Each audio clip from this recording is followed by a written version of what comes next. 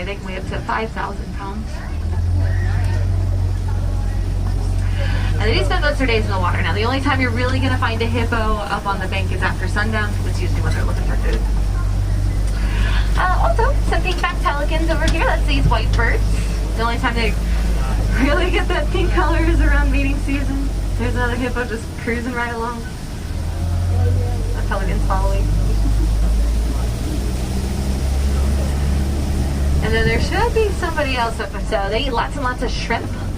Over time, that shrimp starts turning their feathers from gray to pink.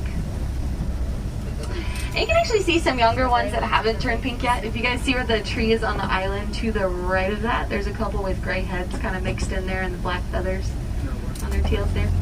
Still got a little ways to go.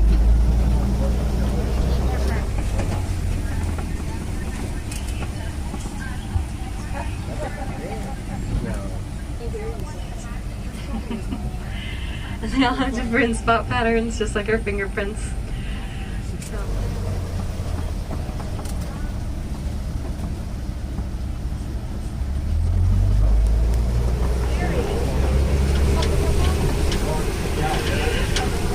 Now, one other thing though about ostrich is that even though that is a bird, guys, unfortunately they can't fly.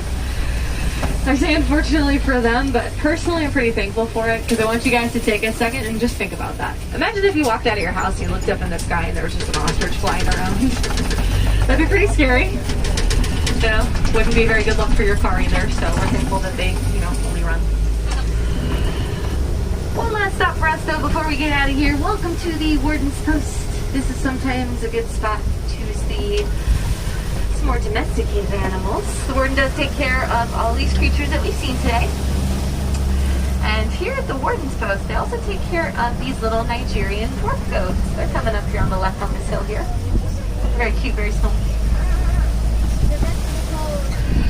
This is a very important animal to have in a lot of farms in Africa because they can provide nutritious milk to the villagers. They don't take up much space compared to a lot of other livestock. So these goats are super helpful. Now, since they can rely on these goats instead of the wildlife, though, a lot of neighbors have chosen this as a way to be a little bit better to the animals that live near them, guys.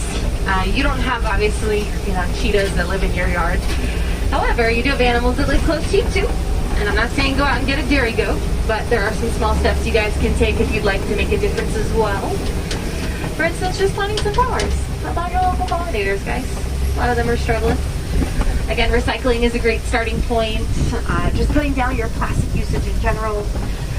If you're looking for something to help you out, a reusable water bottle is a great way to remind yourself to not use as much plastic. If you carry that around with you, you can just refill it instead of having to get a new drink every single time. But just find the thing that works best for you guys. Because every small step does make a huge difference. And if we continue working together, the bright future just around the corner. Do what you can. And real quick too, go ahead, double check your rows, guys. We're coming up to